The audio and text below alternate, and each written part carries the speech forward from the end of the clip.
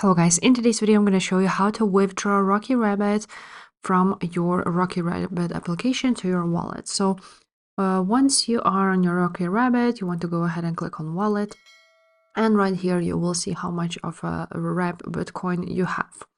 Now if you want to go ahead and withdraw it, you of course need to be connected to your wallet. So I have already done that.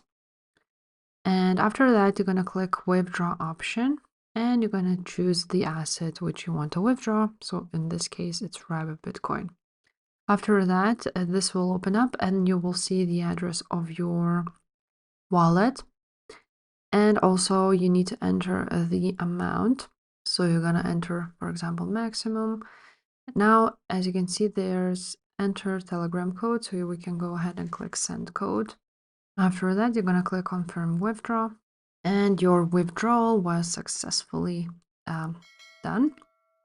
And that's how you withdraw Rabbit Bitcoin. If this video was helpful, make sure to subscribe and I will see you next time. Bye.